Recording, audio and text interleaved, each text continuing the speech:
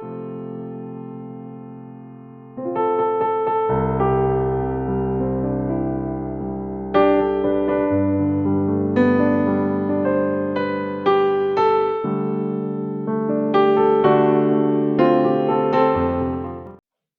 días, tomen asiento, amados.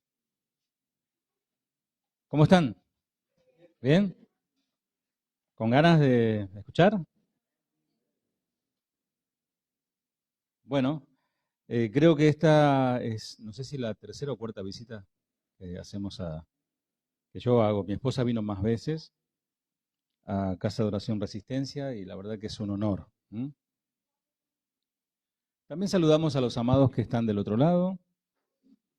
Eh, y toda la gloria para el Señor. ¿Sí? ¿Amén? Bueno, déjenme acomodarme aquí.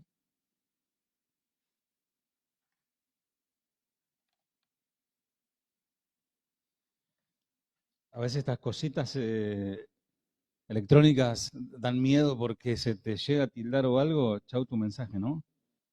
Y hay que volver a la forma antigua, ¿no? Abrir la Biblia y empezar, ¿no? Pero bueno, gracias a Dios por este método, porque es muy interesante porque se aprovecha bien todo lo que el Señor te ha dado, todo lo que uno ha estudiado, ha preparado para compartir al pueblo. Y primero lo come uno, ¿no? Obviamente, primero come uno la palabra del Señor y luego lo comparte al pueblo. Vamos a abrir las escrituras en Primera de Tesalonicenses, capítulo 4.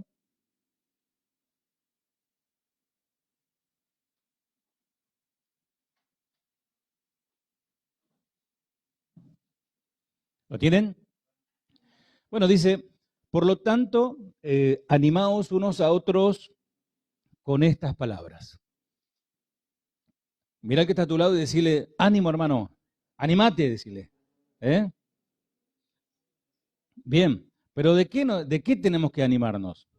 ¿Sobre qué? Bueno, la respuesta está en el versículo 18, ¿no? Seremos arrebatados juntamente con ellos en las nubes para recibir al Señor en el aire y ahí estaremos por siempre con el Señor. Ahí recobra un poco más de sentido, ¿no? Así que anima a tu hermano a decirle, el Señor viene pronto. El Señor viene pronto. Pablo no le dijo que recibieran aliento, no le dice reciban aliento, sino que dice, animaos unos a otros. Está diciendo Pablo, está exhortando a que diéramos aliento, a no que esperemos que nos alienten. Porque viste que hay hermanitos que no, aquí no hay amor. Bueno, ¿y vos diste amor? Necesito que me animen, necesito que me apapachen, necesito que me visiten, que me ayuden. Bueno, es bueno comenzar a hacerlo nosotros, ¿no? Pablo no busca consolar o alentar a sus lectores, sino más bien los invita a que activamente consuele, aliente a otros, los unos a los otros. Pero nos está diciendo que nosotros debemos animar, alentar. El presente imperativo del verbo pone sobre ello el continuo deber de hacerlo. Siempre que nos veamos, animarnos. A veces, bueno, ¿cómo estás, hermano? Ahí acá andamos en la lucha, dice, ¿no? Está el otro que te dice bendecido en victoria, que ya te dejó humillado porque vos andás medio, ¿no? Pero qué interesante es lo que dice el Señor a través del apóstol Pablo, que nos animemos unos a otros. En las conversaciones privadas, en las conversaciones públicas, el cristiano verdadero tiene a flor de labios la palabra de Dios. A mí me gusta hablar con esas personas que tienen buena memoria y te citan el texto y te dicen, no, como dice la palabra del Señor allí, hasta te lo explica, ¿no? Y debemos nosotros animarnos con estas palabras. ¿Con qué? Con estas palabras. La verdad del regreso de Jesús por su pueblo es algo verdadero. Y la eterna unión de Jesús con su pueblo debe ser un motivo de aliento para nosotros, para animarnos unos a otros. Amados, lo conversábamos ayer con el pastor. todo lo que nosotros venimos aprendiendo, todo lo que venimos nosotros acuñando conocimiento y mensajes de la palabra de Dios, que nos vamos llenos del Señor, ¿no? Todo eso, amados, el fin de todo eso es esto, el regreso del Señor, el reencuentro, o mejor dicho, el encuentro definitivo con el Señor. Y esto se puede dar por dos motivos, ¿no? Una, porque partamos de esta tierra, que eso está latente, porque de aquí, ¿cuánto nos queda de vida? ¿Cuánto te queda? O sea, acá hay una congregación muy joven, promedio 30, 40, por ahí. No creo que no haya de 50, no hay, me parece. ¿Cuánto te queda? Tenés 40, ¿cuánto te queda? ¿60? No, bueno, 100 años. ¿Cómo llegás a los 100 años? O sea, acá lo importante es entender que en la cronología humana es poco el tiempo que nos toca vivir y que debemos aprovechar. Aprovechando bien el tiempo, ¿por qué? Porque los días son malos, ¿no? Dice. Entonces, esta declaración final de Pablo solo tiene sentido si el arrebatamiento de los versículos anteriores de Primera de Tesalonicenses libra a los cristianos de un peligro inminente. Bueno, hay posturas y eso no debiera dividirnos, ni mucho menos, pero hay diferentes posturas con respecto a esto, ¿no? Algunos creen que la iglesia va a pasar por la gran tribulación, otros no lo creemos. Creemos que el arrebatamiento, el regreso del Señor será inminente. Entonces, si el arrebatamiento solo trae a la humanidad ante Dios para juicio, hay poco aliento en estas palabras. O sea, si nosotros tenemos que pasar por todo lo que viene y después ir al juicio, como algunos enseñan, ¿no? Pero esto fue comprendido por el teólogo Adam Clarke en el siglo XVII, por allí, vos y yo ni estábamos. Y él dice, extraña expresión, consolar a un hombre, o sea, animar unos a otros, con la información de que se presentará ante el trono del juicio de Dios, ¿no? ¿Quién puede sentir consuelo en estas palabras, no? Hermano, animate que pronto partimos y vamos a un juicio. No sé quién se puede animar con eso, ¿no? Dicho esto, el Señor Jesús vuelve. Y cuando el Señor dice, el que es santo, santifíquese más todavía, ¿no? El que es impuro, el que es inmundo, siga en su inmundicia. Está diciendo allí el Señor, miren, más allá de lo que ustedes hagan, yo regreso. Y estos días escuchaba una tremenda exposición del pastor y amigo Fleming Tejada y hablaba de eso, ¿no? Que no es que el Señor está, como bien leía hoy la pastora, ¿no? No es que el Señor está, no, lo leía Santiago, que el Señor retarda su promesa, todavía no se arrepintió ese, ¿no? Bueno, me retraso un poco más, ¿no? Sino que hay un tiempo estipulado y ese tiempo se terminará. Como en el arca, ¿se acuerdan? Se cerró la puerta y vino destrucción repentina. El tema es que el Señor viene y la iglesia no reacciona. Viene la voz del pregonero que dice, he aquí que viene el esposo, y algunos están como las 5 insensatas. Esa palabra insensata significa sin sesos. La verdad de esa palabra significa estúpida, ¿no? Es una palabra medio fuerte para decirlo, ¿no? ¿Por qué? Pero no estúpidas o tontas porque tengan un problema de retraso, ¿no? Sino porque saben y no hacen nada. Por eso le dijo el Señor a los fariseos, doble condenación tienen porque dicen sabemos.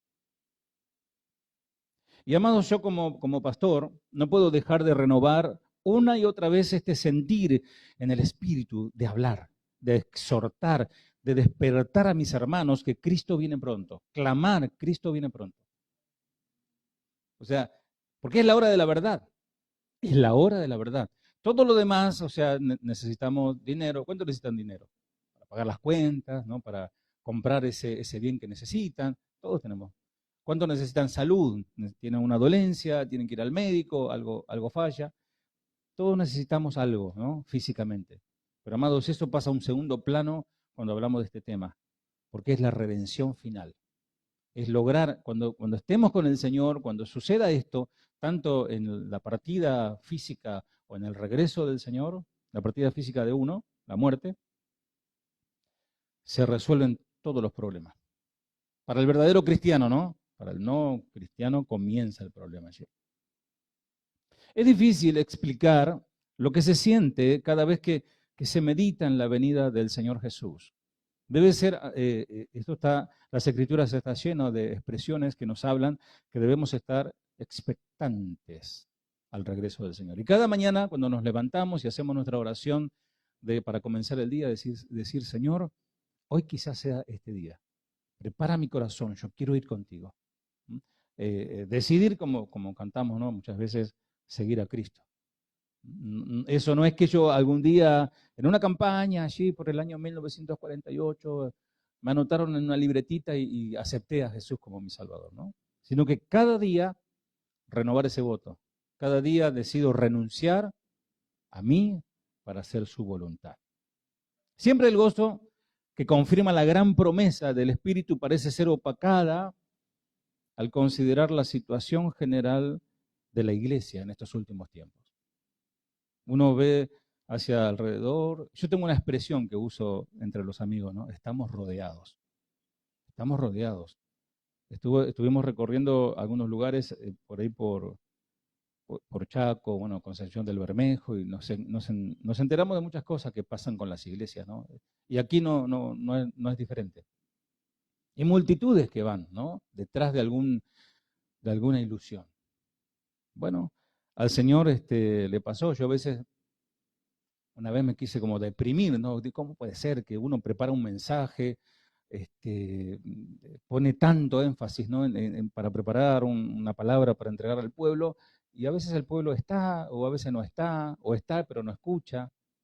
Y el Señor me consoló con su palabra, porque me asombró que el mismo creador de todas las cosas, en la persona de Cristo, hablaba y decía, yo sé que acá hay algunos que me escuchan, pero no van a hacer lo que yo estoy diciendo. Y a esos hombres les compararé a una persona que edificó su casa sobre la arena. Entonces eso me consoló, pero creo que acá en este auditorio no pasa eso. ¿Amén? Bien. Y a veces pregunto a algunos hermanos, ¿qué sienten a nivel personal luego de meditar y pensar sinceramente acerca de la venida del Señor? ¿Ves las señales de Mateo 24 cumplirse? ¿Te estás dando cuenta? ¿Se dieron cuenta que se está cumpliendo? ¿Pueden ver los tiempos proféticos? Que estamos pisando los tiempos proféticos. ¿Qué piensan ustedes cuando leen la columna vertebral de las profecías, Mateo 24? Que ellos mismos, obviamente, yo hubiese preguntado lo mismo que preguntaron los discípulos, ¿no? Porque fueron y le dijeron, Señor, mira el templo, que el templo estaba adornado, era una de las maravillas del mundo. Ellos se jactaban, ¿no? de su estructura, de su arquitectura, y el Señor le dice, no quedará piedra sobre piedra de esto que ven. Como dando a entender que toda esta ilusión humana, todo este orgullo, toda esta vanidad que a veces nosotros tenemos por un gran templo, es lindo tener un gran templo, ¿no? Nosotros estamos orando por construir un lugar propio, estamos terminando de pagar un terreno, gracias a Dios, pero ese no es el fin, ¿no? Ese no es el fin. El fin es edificar a la iglesia, no edificar un salón. Sí, obviamente es necesario, pero algunos ponen como fin eso y presumen y se sienten orgullosos. Mirá, mi iglesia es mejor que la tuya, ¿no? Sin responderme a todas estas preguntas o evitando la cuestión, puedo ver en muchos casos que hay desazón, frustración que viene a la mente, sobre todo en aquellos cuya conciencia les dice que muchos no están en santidad y dan gracias a Dios por un día más que Él no vino, más que decir, Señor, ven, Señor Jesús, aquí te espero adorándote, Señor. No, agradecen porque un día más de oportunidad. Porque son reprensibles debido a que están aferrados a esta vida carnal, a esta vida mundanal. No hay diferencia, o sea, en la iglesia, como yo siempre digo, ¿no? Tenemos todo cara de Seferino Namuncurá, ¿no? Estamos todos, aleluya. Pero cuando salimos, ahí está la iglesia, porque es la iglesia afuera, es la iglesia iluminando, salando este mundo corrupto, para eso estamos. Se acerca el día, ¿cuántos dicen amén? ¿Se acerca el día o estoy equivocado? Se acerca, se acerca. Y el subtítulo de este mensaje, que ya lo he compartido allí en Banfield, es el cisne negro. No sé si ustedes lo habrán escuchado, si no lo van a repasar o lo van a escuchar hoy. El cisne negro. Me llamó la atención, esto lo vi en un informe, en un boletín de la ONU. Me llamó la atención, qué es eso, el cisne negro? El boletín de la ONU, Naciones Unidas, dio su comunicado de informes políticos, número 2, y refuerza respuestas internacionales en caso de crisis mundiales. O sea, ellos están convencidos de que va a venir una crisis, ya no en algunas partes como ya las hay, ¿no? Las guerras que hay, los latentes encuentros o conflagraciones bélicas, ¿no? Ya, está latente una tercera guerra mundial. Pero ellos hablan de algo mucho más que eso, algo complejo, algo que está por pasar en el mundo. La plataforma de emergencia, y este comunicado se dio en el año 2023, el año pasado, en marzo del año pasado. Pero agregué un parrafito aquí, que me pareció interesante también mencionarlo, de la ONU, sobre la IA, la inteligencia artificial. La inteligencia artificial está transformando nuestro mundo. ¿Cuántos saben que es así? No sé si algunos ya están utilizando eso. Sin embargo, aunque existe un enorme potencial para el bien, si no se gobierna los beneficios de la inteligencia artificial, podrían el poderío de toda esa tecnología quedar en un puñado de empresas, estados o algún particular poderoso. Y en un esfuerzo por mitigar estos riesgos, el informe propone varias recomendaciones para establecer un marco de gobernanza mundial de la inteligencia artificial. Y ahí, bueno, salen todos los puntos, los incisos de qué es lo que hay que hacer para no caer en un control total de las personas, porque lo que se busca con la inteligencia artificial, que vos de tanto usarlo, ya el algoritmo y el que maneja eso sabe quién sos, qué pensás, qué no pensás, qué te gusta. De hecho, hasta esto parece algo conspiranoico, ¿no? Pero uno dice, ¿cómo me gustaría, no sé, comprarme una carretilla? Bueno, no sé quién piensa eso, ¿no? ¿Cómo me gustaría comprarme un palito de golf? No sé, ¿no? Y ahí después te salen propaganda, ¿no? Palitos de golf, oferta, ¿no? Es raro todo eso, ¿no? También debemos estar preparados para responder, dice el informe, ¿no? El informe de la ONU, a variedades de crisis mundiales. Los tipos de crisis mundiales que podrían padecer el mundo son inescrutables, dicen. Nos enfrentamos a distintos riesgos que podrían dar lugar a crisis mundiales complejas. Varios factores, entre ellos el cambio climático, la interconexión mundial y los rápidos avances tecnológicos.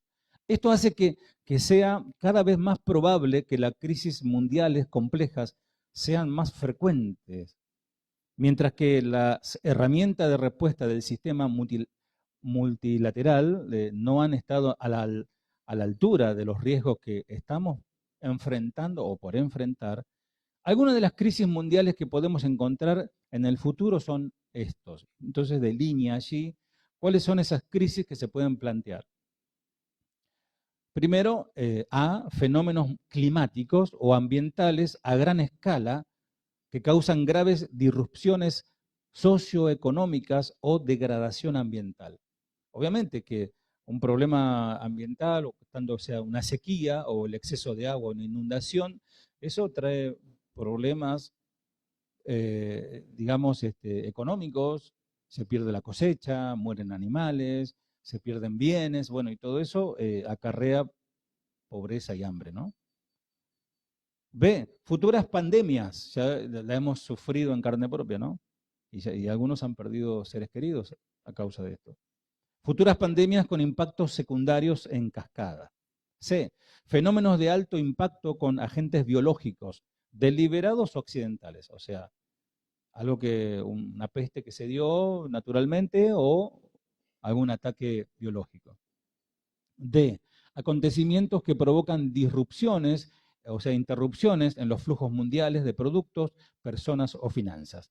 E, actividad destructiva o disruptiva a gran escala en el ciberespacio o disrupciones de la conectividad digital mundial. O sea, ¿qué pasa cuando se corta internet? Ya no es tanto qué pasa cuando se corta la luz, sino qué pasa cuando se corta el wifi. ¿Viste los gritos que pegan tu hijo adolescente? ¡Ah! Dice, se cortó. F, fenómenos graves en el espacio exterior, ese ya lo leí. R, riesgos imprevistos. Y ahí está el punto. Fenómenos cisne negro. Y ese es un punto oscuro. ¿Qué significa? La gama de riesgos que podrían desembocar en crisis mundiales complejas es amplia y diversa, y hay varias para la arquitectura de respuesta multilateral que está poco desarrollada o es inexistente. Es decir, el mundo no está preparado para que pase algo fuera de lo común. ¿Qué es la teoría del cisne negro? Bueno, la teoría del cisne negro es una metáfora que en el ámbito económico, esto se usa mucho en el ámbito económico, esta frase, cisne negro, que describe aquellos sucesos que ocurren por sorpresa, que ningún analista había previsto ni tenido en cuenta porque a priori era improbable y que, para bien o generalmente para mal, terminan teniendo un gran impacto y repercusión mundial.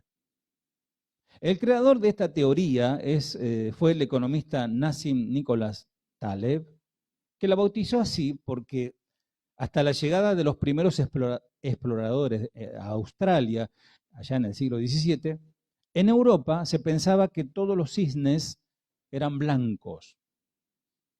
Y el descubrimiento de este tipo de aves con plumas negras fue un hecho que se consideraba altamente improbable, pero que sucedió y que cambió la percepción que había sobre este animal, ¿no? Hasta ese momento. De esta manera, este economista Taleb trata de cuestionar los análisis económicos que se hacen para predecir el futuro mediante una extrapolación de lo que ha ocurrido en el pasado, predicciones que tarde o temprano se verán confrontadas con la aparición imprevista de algo que decíamos que no puede ser, de algo que decimos no existe, o como decían hoy, o algo que no creo que suceda, y de repente sucede. Ustedes recordarán cuando derribaron las Torres Gemelas, ¿no? Nadie imaginaba algo así, ¿no? Pero sucedió. Y eso cambió el mundo hasta el día de hoy. De ahí vinieron las guerras, los conflictos, se cambió hasta la geografía de los mapas, ¿no? El cisne negro es algo que es inesperado. Se trata de un hecho a priori improbable, que no hay evidencia que esto vaya a suceder. Por tanto, sería tomada por sorpresa a los analistas, políticos, estrategas del mundo. Bueno, eso es un informe de la ONU, ni siquiera estoy predicando. ¿Qué les parece? De hecho, han enviado, hay un departamento, si querés, de la ONU, que está dedicado a la conexión con alienígenas, con seres de otro mundo. Y de hecho los estados, como por ejemplo los Estados Unidos y otros países de Europa, financian eso. No es un chiste, uno puede decir, qué ridículo. No, o sea, están esperando que algo desde afuera pase. Y lo que va a pasar es el inminente regreso del Señor. Y hay que estar preparados para el regreso del Señor. Y tenemos que saber esto. No podemos desconocerlo, porque el regreso del Señor será repentino. Ni aún los cristianos estarán, digamos, preparados para ese momento, porque si bien estamos esperando, pero no sabemos. Por ejemplo, una anécdota, Walter y Santi nos fueron a buscar a Bermejo, ¿no? Y era a las 8, pero bueno, levantamos 2 horas antes, no por las dudas. Y llegaron 7:30, llegaron más temprano. Y decía que estábamos listos. Me dije, mira, si todavía nos quedamos hasta las 8 menos cuarto, menos 10, nos levantamos la cara rápido y salimos todos así, ¿no? No, no, y estábamos preparados y llegaron, pero llegaron de repente vi el auto, digo, ¿será, no será? Y él decía, ¿será o no será? Bueno, ahí nos encontramos. Así será. Vamos a ir a Primera de Tesalonicenses, capítulo 5. ¿Ya están aburridos, hermanos, o estamos bien? Vamos, vamos. Primera de Tesalonicenses 5, 1 hasta el 3, vamos a tomar ahí. Mira, comelo, o sea, comelo ahí como una oveja, ¿no? ¿Cuántas son ovejas? Amén, ¿no? ¿Son ovejas? Entonces, comé la palabra, ¿viste? No lo pases así rápido, mira. Pero acerca de los tiempos y de las ocasiones, no tenéis necesidad, hermanos, de que yo os escriba. Porque vosotros sabéis perfectamente que el día del Señor vendrá así como ladrón en la noche. Que cuando digan paz y seguridad, hago un paréntesis aquí. ¿Ustedes saben cuál es el eslogan de la ONU? Paz y seguridad. Bueno, seguimos. Cuando digan paz y seguridad, entonces vendrá sobre ellos, no sobre nosotros, sobre ellos destrucción repentina, como los dolores a la mujer encinta, y no escaparán. El Señor Jesús criticó duramente a los líderes religiosos de su tiempo porque no pudieron discernir las señales de los tiempos. Decía, las aves, o sea, decía, ustedes miran el tiempo, ¿no? Miran el cielo y dicen, bueno, va a llover, no va a llover. Dice, no, hipócritas, ¿no? Saben esas cosas, pero no se dan cuenta que, ¿no? Que el Mesías vino y está delante de ustedes, ¿no? Estaban ciegos, ¿no? No pudieron discernir las señales de los tiempos. Nosotros también deberíamos estudiar las Escrituras y observar al mundo que nos rodea. ¿Mm? Con la Biblia en la mano y con el Clarín o el TN o el Canal 26, no sé qué miran, ahí diciendo, sí, se está cumpliendo. Pero la palabra del Señor ya nos está adelantando. Nosotros también deberíamos estudiar la palabra para poder estar al tanto de los tiempos y las ocasiones. Alguien dijo al respecto de los tiempos y las ocasiones, el primero, o sea, los tiempos, designa el tiempo en su duración, el crono, ¿no? Si será un periodo corto o largo. El segundo, ocasiones, atrae la atención a las características de ese periodo. O sea, es un tiempo, tanto. Pero ¿qué es lo que va a pasar? Las ocasiones. ¿Qué es lo que va a pasar en ese tiempo? Ahí lidia con la medida del tiempo, el primero, y el segundo con la naturaleza adecuada y crítica de los acontecimientos a desarrollarse en ese tiempo. El día del Señor vendrá así, dice, ahí con esa frase, citó Pablo la idea del Antiguo Testamento, porque cuando escuchaban estos cristianos, muchos eran judíos, la idea de la frase el día del Señor para ellos les era familiar, porque en el Antiguo Testamento aparece el día del Señor. El hombre tuvo su día y el Señor tiene su día. El hombre tuvo hasta, cuando el Señor diga basta, hasta aquí llegaste, ahí frenate, porque ahora comienza mi día. No se refiere a un solo día, sino a la temporada cuando Dios avanza rápidamente al cumplimiento de su agenda final. Porque el Señor hizo la obra, Él hizo todo. Amados, nosotros no hicimos nada. Esto fue por gracia.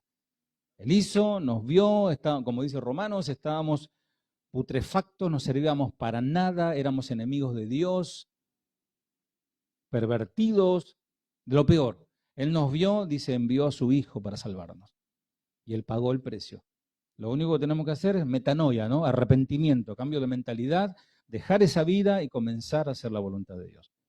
Porque vosotros sabéis perfectamente que el día del Señor vendrá así como ladrón en la noche, ¿no? La comparación que hace, ¿no? De el ladrón que viene y te sustrae, ¿no? Ahora que hasta hay como reality, como tipo esos grandes hermanos, pero de los ladrones, porque están las cámaras afuera y muestra cómo le sacó la bicicleta, la garrafa, ¿no? Y ahí se van los muchachos, ¿no? La vez pasada con 2 motos se robaron un tanque de agua y una lavarropa, no sé cómo hace, si esa agilidad la usaron para trabajar, ¿no? Bueno, pero en fin, nadie se enteró porque si el dueño sabe que va a entrar el ladrón, lo espera, ¿no? Los tesalonicenses sabían, y eso es interesante porque dicen, mira muchachos, no hace falta ni que les diga, porque ustedes ya saben. Pregunto, Casa de Oración Resistencia, ¿ustedes saben o esto es nuevo para ustedes? Yo sé que tienen maestros, ¿no?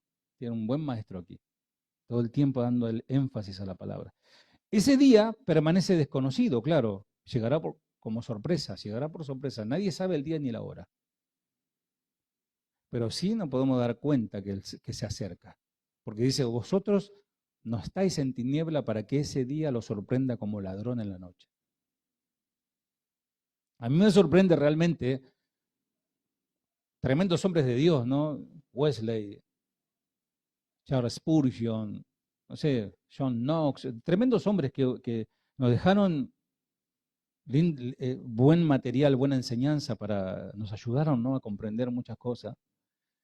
Que esos hombres no vieron lo que nosotros en esta era hemos visto, la restauración del pueblo de Israel. En ese tiempo no existía la nación de Israel. De hecho, hay comentarios antiguos, yo acudo y dice, quizás, hay un comentario muy interesante que dice, quizás Dios esté hablando que Israel volverá a ser Estado, dice. Y eso data del año 1800, ese comentario. Ellos no tenían esa revelación y esa señal que hoy nos está tan claro, ¿no? Se cumple el Valle de los Huesos Secos, el Señor reconstruyó un pueblo de un día al otro y lo sigue guardando. Amados, Israel es el reloj profético de Dios. Cuando uno mira lo que está pasando en Israel, debe estar alerta porque el fin se acerca. Pablo ciertamente no iba a poner fecha en relación con la profecía y el Señor mismo lo prohibió, que se estableciera fecha cuando dijo que el día ni la hora nadie lo sabe. Mateo 24:36. Dios quiere que ese día sea inesperado, pero quiere que su pueblo esté preparado para lo inesperado, para el cisne negro.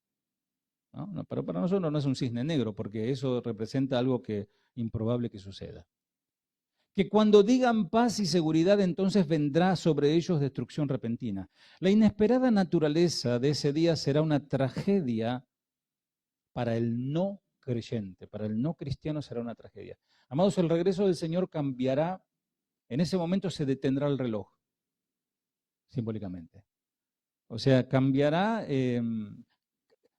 o sea, se juega el destino del cristiano para una gloria eterna que no imaginamos. Mire, yo estaba luchando entre esta prédica y otra que tengo que se llama, que hablo sobre lo que va a ser cuando estemos en el cielo. Con ese impacto de llegar a ese lugar con una naturaleza diferente, vernos allí, ¿no? Porque vernos acá en la tierra y cada tanto nos abrazamos y compartimos, ¿no? Y es como un pedazo de cielo, ¿no? Pero lo que va a ser eso. O sea, cuando venga el Señor, el destino del cristiano se define para siempre. El que rechazó también se define para siempre. El que conoció, como decía el pastor el día viernes, y fue tibio, también su destino se definirá ese día. La inesperada naturaleza de ese día será un día de tragedia. Jesús vuelve para matar. Jesús vuelve para juzgar. Jesús vuelve para llevar a su pueblo. Jesús vuelve para vengarse. Suena un poco raro, pero es así. Serán arrullados por las condiciones políticas y económicas, pero serán despertados bruscamente. O sea, el mundo habla de paz, el mundo habla de bienestar y este nuevo gobernante, yo recuerdo cuando Barack Obama fue designado presidente, el mundo estaba impactado, ¿no? Un presidente de color, y esto va a ser diferente y esto va a traer paz mundial, decía. Cuando Bergoglio, Jorge Bergoglio fue designado papa también, ¿no? Todos los latinos llorando, ¿no? Hasta que pastores también andaban llorando por ahí. Viene el cambio, esto va a ayudar a las iglesias evangélicas, inclusive decían, ¿no? O sea, ponen la esperanza en un hombre. Bueno, y así siguen, ¿no? se sigue hacia adelante. Bueno, Argentina ni hablar, ¿no? Yo ya vi tantos presidentes, yo nací en la casi, bueno, nací, llegué a conocer, miren lo que les digo, qué viejo es el pastor, ¿no? Llegué a verlo a Perón ¿cómo es? La Casa Rosada. Mi papá era muy fanático, ¿no? Me llevaba ahí a Cocollito ahí, y llegué a verlo. Llegué, llegué a ver a Isabelita, viví toda la dictadura militar, el inicio de la democracia hasta hoy. Uno peor que otro. Uno peor que otro. Nadie trajo, o sea, siguen haciendo lo mismo, algunos son más mesurados, pero bueno. Y cada elección dice, bueno, viene un cambio, ¿no? Hasta le ponen título al partido, cambio, cambiemos, qué sé yo. Y nada de eso sucederá, porque el hombre está esperanzado un cambio, que algo bueno va a pasar, y nada bueno pasa. Y llegará ese día, escucharán el atemorizante, no escaparán. Aquel que se burló de Dios, aquel que rechazó a Dios, no podrá escapar. Cuando el todo está bien, cuando el todo está seguro, cuando el no va a pasar nada esté en los labios de esas personas, de repente vendrá el Señor. ¿Mm? Y un aspecto, amado, de su venida es que será en una hora inesperada. Quizás pueda ser ahora. Imagínate, ¿no? Que suceda eso. Previo al suceso de su venida, el mundo creerá que todo sigue igual para sí, que como siempre. Pero en poco tiempo el mundo se volverá un cataclismo, un caos total. Como los dolores a la mujer encinta, la frase los dolores a la mujer encinta sugiere tanto inevitabilidad, es algo inevitable, como a que es inesperado. O sea, una mujer que está embarazada y ya está en su tiempo, de repente no le sorprende un dolor de parto, ¿no? Ya sabe que va a venir. Lo que está hablando de dolores de parto está hablando que es inevitable. La mujer ya sabe, si está de 5 meses de embarazo no tiene problema, pero cuando se le acerca ya sabe que viene, más si es primeriza, ¿no? Viene. Jesús, el Señor, utilizó la misma idea en Mateo 24 cuando habló de las calamidades que precederán al final de los tiempos, principios de dolores. Todo lo que estamos viendo ahora, y las matanzas que hay, amados, nosotros no tenemos ni información, ni idea, ni noción de lo que está pasando en Ucrania, por ejemplo. Lo que está pasando en la Franja de Gaza y lo que pasa ahora en Beirut. Porque va ahí el ejército de Israel y arrasa con todo. No solamente con el enemigo, sino que ahí mueren inocentes. No, Dios juzgará todo eso. Dios juzgará todo eso. Oramos por Israel, pero sabemos que ellos también son sanguinarios. La idea es dar a luz a una nueva era e implicar un crecimiento de la intensidad y las frecuencias, como las contracciones, ¿no? De estas calamidades. Porque está anunciando algo más grande, está anunciando el nacimiento. Como los dolores a la mujer encinta, es certero, es repentino, irresistible e inevitable. El Señor viene. Crean o no, el Señor viene. Los tesalonicenses fueron bien instruidos, tuvieron un tremendo maestro, ¿no? El apóstol Pablo, sobre el regreso del Señor y otros asuntos proféticos. Pablo les enseñó de los tiempos y de las ocasiones en relación con el regreso del Cristo. Cristo en griego significa, es lo mismo que Mesías en hebreo, que es el ungido. Cristo, ellos tenían una noción de los tiempos proféticos en los cuales vivían y podían discernir las ocasiones.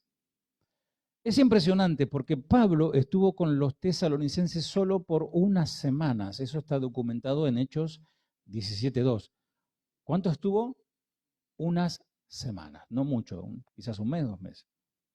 En ese tiempo, Pablo les enseñó sobre los tiempos y ocasiones proféticas en relación con el regreso del Señor. Se dan cuenta que Pablo, todavía no iba a venir el Señor, pero Pablo se toma el tiempo, no hablarle de otra cosa, del igle crecimiento, ni cómo pasar los pasos para ser prosperados, o cómo recibir el don de lengua, ¿no? No, les habló del regreso del Señor. y el tiempo y las ocasiones. Pablo se sorprendería de que algunas personas en la actualidad, si él viniera, como en la película esa, el que cambia los tiempos, ¿no? Si Pablo viajara en el tiempo, se asombraría de que muchos en la actualidad consideran el regreso de Jesús, la doctrina del regreso de Jesús, como algo de menor importancia.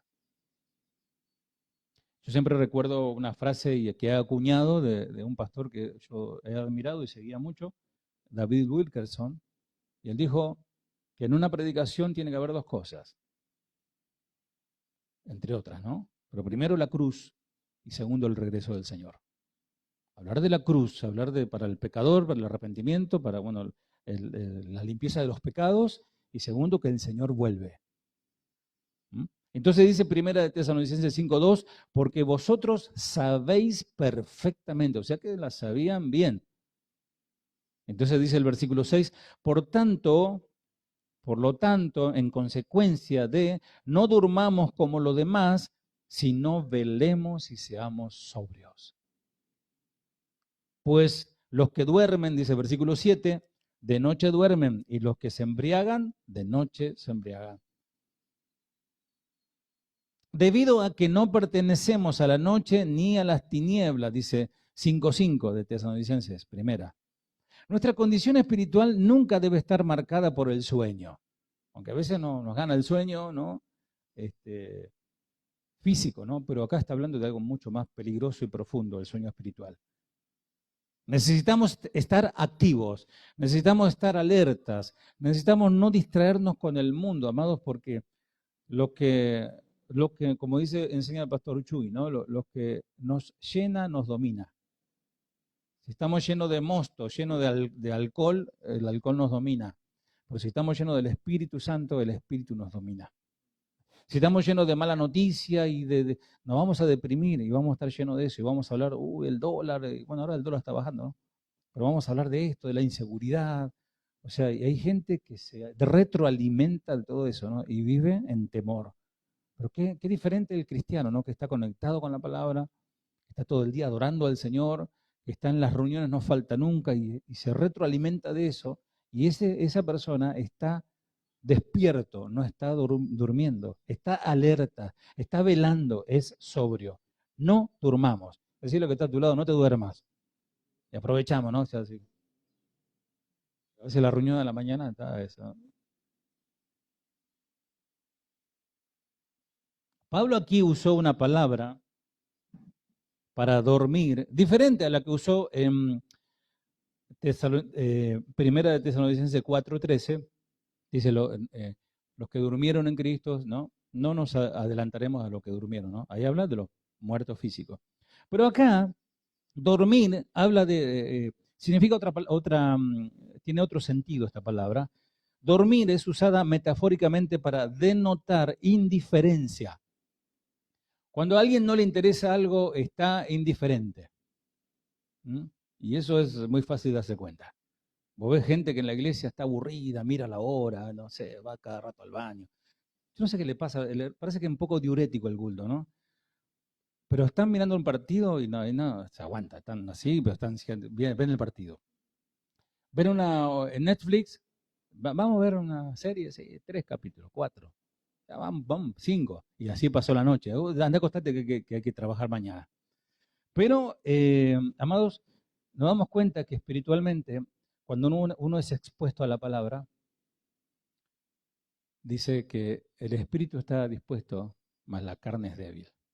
Y más que a la carne no le gusta la palabra, porque la crucifica, ¿no?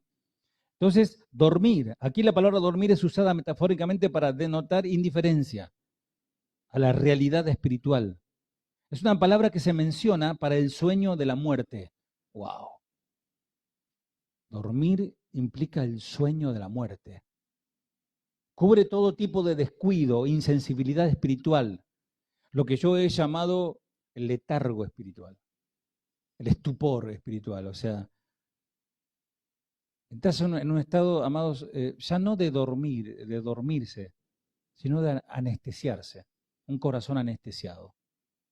Muchos cristianos que cuando comenzaron y conocieron al Señor, se ponían a cantar y les caían los lagrimones así, ¿no? Escuchaba el nombre de Jesús, hablaba de la cruz y esa persona se emocionaba. Hoy ya es algo como un murmullo descuidado, ¿no? Ya está trillado, ya lo sé. Ayúdanos, Señor, que no sea así. Ayúdanos, Señor, a no perder la sensibilidad espiritual. Durmamos. Habla de mucho que pertenece al mundo. Habla de personas que impíos, que son necios, que rechazan a Dios. Durmamos habla de ignorancia. Por eso Pablo dice, no hace falta que les diga, le dice, porque ustedes conocen bien. Y eso, bueno, ese es el trabajo de pastoral, ¿no? El pastor es el que tiene que, y yo sé que acá es así, amados, son instruidos en la palabra. No van a decir que nadie les dijo. Entonces, aquí ignorancia no. Y la ignorancia produce sueño. Durmamos habla de descuido, habla de desatención. Durmamos habla de ingratitud. Durmamos habla de falta de celo por Dios, su palabra y su iglesia. Durmamos habla de insensibilidad.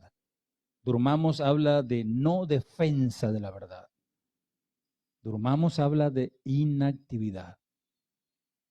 En un sermón sobre este tema, titulado Despierta, despierta, de Charles Spurgeon, él mostró la locura y la tragedia del creyente que duerme con tres poderosas imágenes. Primero, una ciudad sufre bajo la peste con un oficial que camina por las calles gritando, traigan a los muertos, traigan a los muertos. Al mismo tiempo, mientras está sucediendo eso, un doctor con la cura, con la medicina que puede curar en su bolsillo, está durmiendo en su casa. Segunda imagen, un barco de pasajeros se tambalea bajo una tormenta en medio de alta mar que está a punto de estrellarse entre las rocas, trayendo una muerte segura a todos esos pasajeros. Al mismo tiempo, el capitán duerme y el timón da vuelta solo así. Tercera imagen, un prisionero en su celda está por ser conducido para que lo ejecuten. Su corazón está aterrorizado ante la idea de colgar de su cuello, aterrorizado de la muerte y de lo que le espera después de ella. Al mismo tiempo, un hombre con una carta de indulto para salvar a este hombre condenado está sentado en la otra habitación durmiendo. Qué tremendo, ¿no? Amado, y esta proclama y esta exhortación es para nosotros. De despertar, primero despertarnos nosotros, ¿no? Si nosotros no estamos despiertos, ¿a quién vamos a despertar? Sobrios no quiere decir sin sentido del humor, porque entre las interpretaciones que hay, yo he escuchado a cada cosa. Un hermano que siempre estaba serio, ¿no? ¿Y por qué hermano está así? ¿No? Porque ahí dice que hay que estar sobrio. No podemos reírnos y contar chistes. Yo conozco a algunos que ni siquiera soportan un buen chiste, un humor sano, ¿no? Un humor cristiano. No, pastor, no sea payaso, te dice. Porque son sobrios, ¿no? No, amados, alguien lo entendió mal y pensó que sobrio era andar con cara de vinagre, ¿no? En realidad, sobrio tiene en mente a alguien que tiene el valor adecuado de las cosas. Y por lo tanto no se emociona mucho por las cosas de este mundo. Todo el contexto implica eso. Ahora, la persona que vive su vida para la diversión y el entretenimiento no es sobria. Vive, como digo yo, un jolgorio permanente, ¿no? Amante de fiestas. Le gusta más ir a la fiesta que ir al culto, a la reunión de la iglesia. Ahí los ves, ¿no? No, pastor, no puedo ir. Y ve la foto y desfila la cerveza y están con la música, ¿no? Al ordenar sobriedad, Pablo no tenía en mente al tipo de persona que suprime todo entusiasmo y emoción por Jesús, no. Aquí el mismo Pablo era un entusiasta, porque él era un hombre entusiasta, seguidor del Señor. De hecho, él fue acusado de ser fanático religioso, así que imagínense la elocuencia y la pasión que le ponía Pablo, ¿no? El oficial romano Festo pensó que Pablo estaba loco, porque dice, diciendo él estas cosas en su defensa, dice Hechos 26, 24, Festo a gran voz dijo, estás loco, Pablo, las muchas letras te vuelven loco, le dice. Ustedes pueden ver, o sea, la imagen de un Pablo elocuente y apasionado porque llegue ese mensaje. Los corintios pensaron que estaba fuera de sí. En 2 de Corintios 5:13 de Pablo dice, porque si estamos locos es para Dios y si somos cuerdos es para vosotros. Pues los que duermen de noche duermen y los que se embriagan de noche se embriagan. Lo contrario a vigilancia espiritual es sueño espiritual. Bueno, aquí tenemos varios hermanos que son de la fuerza y si ustedes saben cuando lo ponen de guardia vigilar algo no se pueden dormir, ¿no? Porque bajo pena, ¿no? Bajo castigo, si alguien viene el mayor y lo encuentra no durmiendo, ¿no? No, hay que estar atentos. Lo contrario de la sobriedad espiritual es estar espiritualmente desequilibrado, embriagado. Y nosotros como cristianos, nosotros somos del día y por lo tanto velemos y seamos sobrios. Amén. Y sigue diciendo, versículo 8, habiéndonos vestido con la coraza de fe y de amor y con la esperanza de salvación como yelmo, como casco. Pablo usó la imagen de la armadura de un soldado para ilustrar la idea de estar vigilante. ¿Mm? Un soldado es un buen ejemplo de alguien que debe velar y ser sobrio. Clarísimo, ¿no? Un soldado o un policía no puede estar narcotizado, bueno, por ahí se puede dar, ¿no? O alcoholizado, ¿no? Porque no, pierde los sentidos, no sabe qué es lo que está pasando.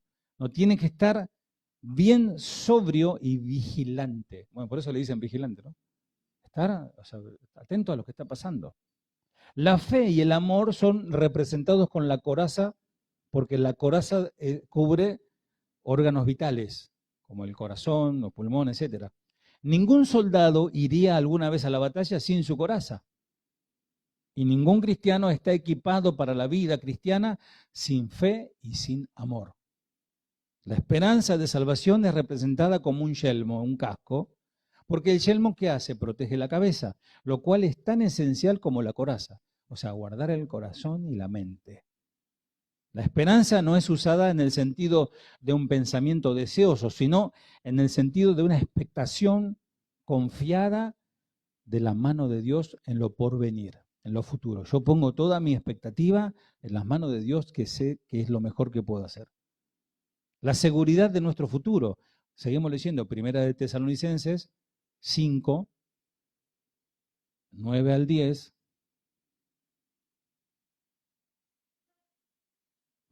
El mensaje se titula El día se acerca. Por aquí ya estamos transcurriendo cómo debemos esperar ese día que ya se acerca.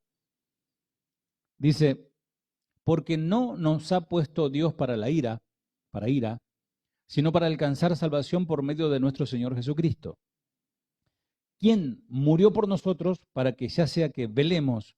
Ahí sí está hablando de durmamos de la muerte física. ¿Se dan cuenta? Ya sea que velemos o que durmamos, vivamos juntamente con Él. Y antes de tener la esperanza de la salvación, vemos en Efesios 2:3 cómo estábamos nosotros, Efesios 2:3, entre los cuales también todos nosotros vivimos en otro tiempo en los deseos de nuestra carne, haciendo la voluntad de la carne y de los pensamientos, y éramos por naturaleza hijos de la ira, hijos de ira, lo mismo que todos los demás. O sea que habíamos sido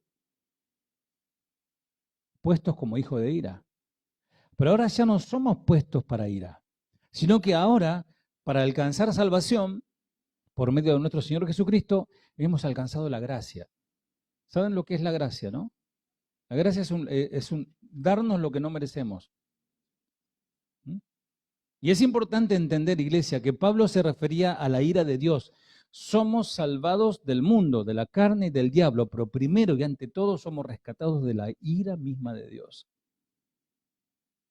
Porque algunos le tienen más miedo al diablo, ¿no? Pero amados, acá tenemos que escapar de la ira de Dios, de su justa ira. Todo el contexto de Pablo aquí es el rescate del creyente de la ira de Dios. Eso es lo que importa. Nuestra agenda para ira fue designada de dos maneras. Primero, debido a lo que Adán nos hizo y a toda la raza, somos puestos para ira. O sea, nosotros ya heredamos, está la maldad está en nosotros. no somos castigados por el pecado de Adán, sino que somos castigados por nuestro propio pecado, pero que heredamos de Adán. Y segundo, debido a nuestro pecado somos puestos para ira. Cuando Jesús, el Señor, murió en la cruz, tomó nuestro lugar y que era designado para ira, y nos reprogramó para ser puestos para alcanzar salvación. Alabado sea el Señor. ¿Cuánto pueden decir gracias, Señor, por tu obra? Pero ojo, amados, como creyentes, cuando pensamos que estamos puestos para ira, es como tener una cita para la muerte, algo que fue cancelado por Jesús. Nadie puede decir, no, yo soy cristiano, pero me espera la muerte. No, porque Él nos dio la vida, quien murió por nosotros. La idea es que Jesús murió en nuestro lugar, no solamente en el sentido de que Jesús murió por nosotros como un favor para nosotros, sino que murió sustituyéndonos a nosotros. Él se puso en lugar nuestro. Porque no nos ha puesto Dios para ira, sino para alcanzar salvación. Pablo puso en relieve dos ideas interesantes, amados. Y hace hincapié en la soberanía de Dios para alcanzar, obtener, que es una palabra que tiene implicancia en la voluntad y la acción humana. Algunos están peleados con esto y separan, ¿no? Está el movimiento de los salvos siempre salvos, y están los otros que dicen, no, que yo decido si me salvo o no. En realidad, amados, es la soberanía de Dios y la voluntad humana. Trabajan en conjunto. Porque Él hizo todo. Amén. Él hizo todo el trabajo para ser salvos. Pero yo debo decidir si acepto o no eso. Juntas muestran que el alcance completo de la salvación involucra tanto iniciativa divina como decisión humana. Uno decide, ya el simple hecho de venir a este auditorio, a esta iglesia, uno decide levantarse temprano, prepararse, agarrar su Biblia y venirse. El otro decide, no, mejor me quedo. Es una decisión. Ya sea que velemos o que durmamos, vivamos juntamente con Él, habiendo obtenido salvación por medio de nuestro Señor Jesucristo. Entonces, volvemos al principio. Por lo cual, animaos unos a otros y edificaos unos a otros, así como lo hacéis. O sea, estos hermanos de Tesalónica hacían los deberes, ¿no? Porque no solamente no ignoraban, o sea, que sabían bien, sino que también lo hacían. Pablo una vez más nos dice que no recibamos ánimo, sino que debemos dar el ánimo. Si todos los cristianos tenemos un corazón para animarnos unos a otros, entonces nadie quedará sin ser animado. O sea, qué interesante, ¿no? Edificaos unos a otros. Amados, edificar significa desarrollar. O sea, Dios te ha dado un don, el don de ayudar, el don de sanidad, el don de aconsejar, el don de exhortar. Úsalo para edificar a tu hermano. Cuando tenemos nuestro primer interés en desarrollar a otros, entonces Dios nos edificará a nosotros. Así es la matemática del Señor, así es la ecuación. Vos trabajás para otro y el Señor trabaja para vos. Vos bendecís a otro y el Señor te bendice a vos. Así trabaja el Señor. La idea es una iglesia llena de participantes activos, no espectadores pasivos. Porque uno van a la iglesia como si fueran al teatro, a ver qué habla hoy, quién habla, qué tocan, quién viene a cantar, ¿no? O como el cine, ¿no? La idea es un lugar donde todos participan, no espectadores pasivos que solo calientan su silla, un culto de domingo. Es claro, amados, que en la iglesia primitiva el cuidado de las almas no era delegado solamente al pastor, a un oficial individual, sino a cada hermano dotado por Dios para que realice el trabajo de edificar a su hermano. Así como lo hacéis. Amén. Termino ya. Se acerca el día. Dice el Señor, velad porque no sabéis qué día vendrá vuestro Señor. En este pasaje del Evangelio de Mateo 24, su versículo 42, Jesús prepara a sus discípulos para su regreso definitivo e inesperado que va a sorprender a todos. Aquí el Señor nos indica un gran secreto. Vivir bien el momento presente. Será un efecto cisne negro. Para muchos es improbable que esto suceda, pero al que está esperando no le sorprenderá. Porque él mismo volverá cuando estemos quizás trabajando, estudiando, otro descansando, otro viajando, ocupado cada uno en sus cosas naturales. ¿eh? Y de repente el Señor vendrá, de repente sonará la trompeta, algo acontecerá con tu cuerpo y estarás con el Señor. Será así de rápido. Entonces vivamos para el Señor hoy como si este fuese el último día. Esa es la premisa. Hoy, domingo 13 de octubre del año 2024, puede ser tu último día. Disfrutarlo al máximo, sé feliz y glorifica al Señor con tu vida. O sea, como si fuese el último. Siempre digo yo que este es un momento único e irrepetible en toda la eternidad. No se va a volver a repetir algo como hoy. Entonces hay que aprovecharlo. Velar. Velar es una invitación a mantener los ojos abiertos y reconocer los signos de los tiempos. En lo cotidiano, y ayudar a otros que viven en oscuridad para que encuentren el camino hacia la vida eterna. La incertidumbre sobre el día preciso en el que llegará el Señor pone al cristiano en una actitud de continua espera. O sea, sabemos que estamos en un contexto, está todo listo para que Él venga. Está todo preparado para que Él venga. Cuando antiguamente los judíos se casaban, había todo un ritual, ¿no?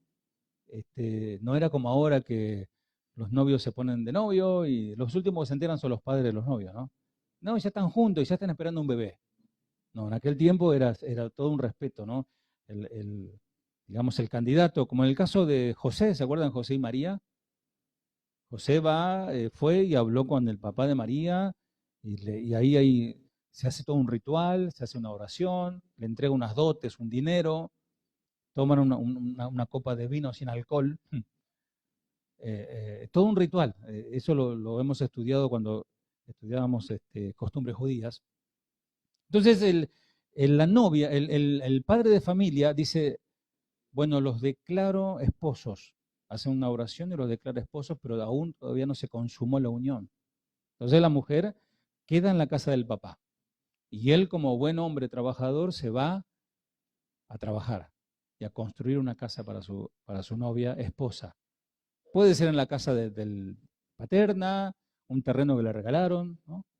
Entonces le dice, el esposo le dice, bueno, mi amor, más o menos para diciembre, entre noviembre y diciembre yo voy a terminar la casa y estate preparada porque voy a pasar a buscarte para la fiesta de boda. Y así era. Entonces, era en esa semana, no sabían qué, pero sabían que era en ese mes, la primera quincena de diciembre, ahí algo iba a pasar. Y de repente, bueno, la novia tenía sus amigas, sus compañeras, sus damas de honor, le dicen, ¿no? Las vírgenes, como las 10 vírgenes de la parábola, ¿no? Entonces estaban ahí, cabeceaban, dormían, no, hoy no vino, bueno. Entonces, me imagino yo que guardaba el vestido, ¿no? Y al otro día, porque a la noche era la fiesta, al otro día se maquillaba, se preparaba su ajuar, hasta que el día que estaban medio cabeceando, dice, porque dice las escrituras, Mateo 25, que todas cabecearon. Porque es normal, es natural, o sea, que te agarre el sueño, que digo, no viene más. Yo sé que va a venir, pero no, hoy parece que no va a venir. Y de repente se escucha un pregonero que venía delante del carruaje, todo ahí adornado, ¿no? Del novio. Ahí viene el esposo, si era chaqueño, ahí viene el esposo, ¿no? Y despertando a todo, ¿no? Porque vamos a la fiesta, ¿no? Así es, amado, así es. No sabemos el día ni la hora, pero ya estamos escuchando el pregón de que ahí viene el esposo. El Señor está llegando. No podemos esperar pasivamente una intervención del Señor. Hay que aprovechar cada momento para apresurar su regreso. Nosotros no vamos ni a detener ni tampoco a apresurarlo, pero tiene una implicación esto. Cada pequeño gesto de amor, cada cortesía, cada sonrisa que damos transforma nuestra existencia en una continua y fecunda espera del Señor. Amados, este grupo, esta iglesia, si nosotros manifestamos el amor puro del Señor, eso hace que el Señor anhele llevarnos pronto con Él. Es porque Él no quiere que ninguno se pierda. Porque si pasa mucho tiempo, dice, si los días nos acortaran, ninguno se salvaría. ¿Cuánto tiempo podemos aguantar? Podemos aguantar, ¿saben por qué? Porque el Señor nos está sosteniendo a través de su Espíritu. El Señor no retarda su promesa, según algunos la tienen por tardanza, sino que es paciente para con nosotros, no queriendo que ninguno perezca, sino que todos, cuando habla de todos, habla de todo el mundo, procedan al arrepentimiento.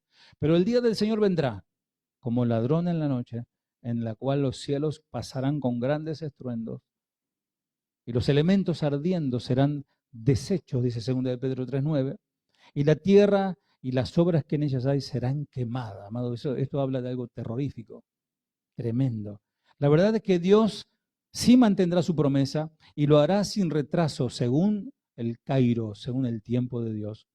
Cualquier retraso percibido por nuestra perspectiva humana en el cronos, que para nosotros decimos cómo pasa el tiempo, ¿no? Y ya otro cumpleaños más, y ya estoy más viejo, ¿no? Amados, el tiempo de Dios es otro. La paciencia de Dios, la cual le permite al hombre todo el tiempo posible para que se arrepienta. Amados, nosotros como pueblo del Señor, aunque somos lavados por su sangre, tenemos cosas por qué arrepentirnos. Todavía hay cosas que debemos arrepentirnos. Así que vamos a orar. Padre amado, bendice a mis hermanos, Señor. Bendice, Señor, a tu iglesia, que atentamente, Señor, ha estado escuchando este pregón, este anuncio. Ya lo sabemos, como decía Pablo, no hace falta ni siquiera que lo diga, lo saben, pero se lo voy a repetir. El Señor vendrá como ladrón en la noche. Así que estén velando, sean sobrios, porque el Señor viene pronto. Tuvo paciencia el Señor mucho tiempo. Hasta hoy se ha extendido su misericordia. Por tu misericordia, Señor, no hemos sido. Padre, la maldad de esta generación ha superado a Sodoma y Gomorra. Señor, la iniquidad, la falta de respeto a tu palabra, a tu santidad, a tus cosas.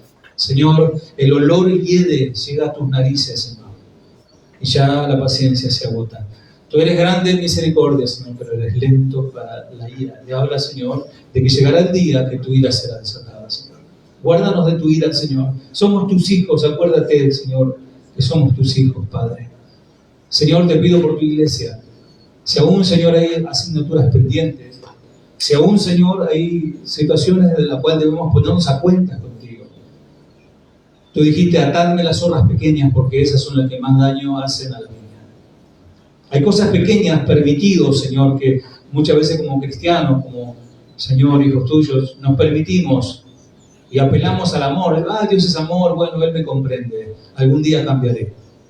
Pero ese mal carácter, ese maltrato hacia tu esposa, eso no le agrada al Señor. Y muchas veces no llega tu oración al Señor porque haya estorbo, y es cómo tratas a tu esposa. Esposa que a veces irrespeta a su marido, quizás no le da su lugar como cabeza del hogar y lo ningunea, lo destrata. Eso es pecado. Arrepiéntanse. Hijos que faltan al respeto a sus padres o tienen padres ancianos y los desprecian. Eso no es bueno. Eso no agrada al Señor.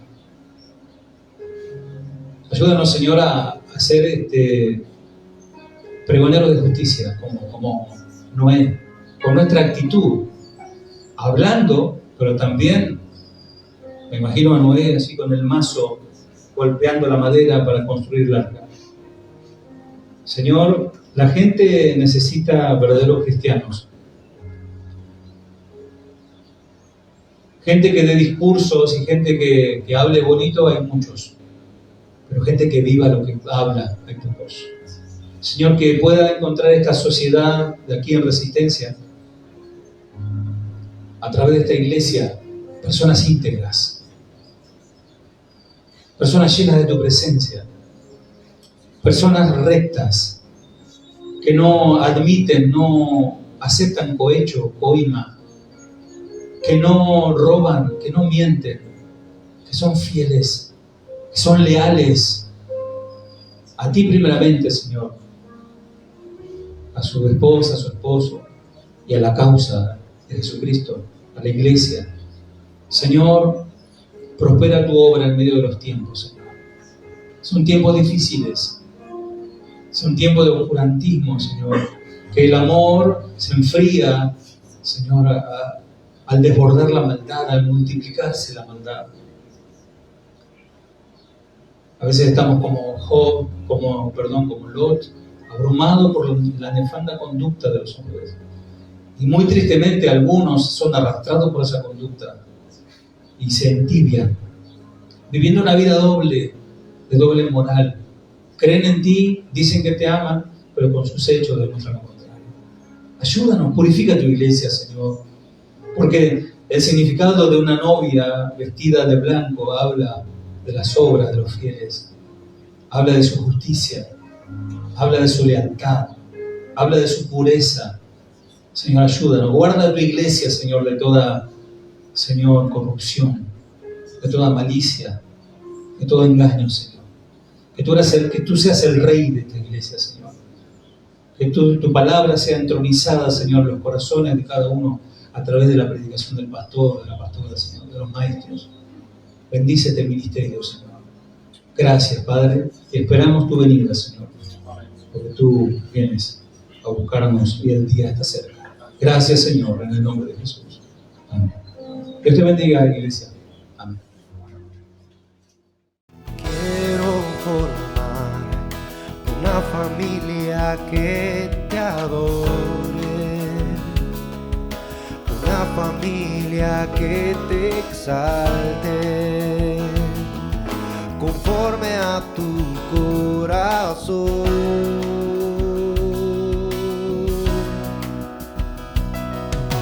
Quiero elevar una ofrenda de mi casa que te dé a ti alabanzas de obediencia a ti, Señor.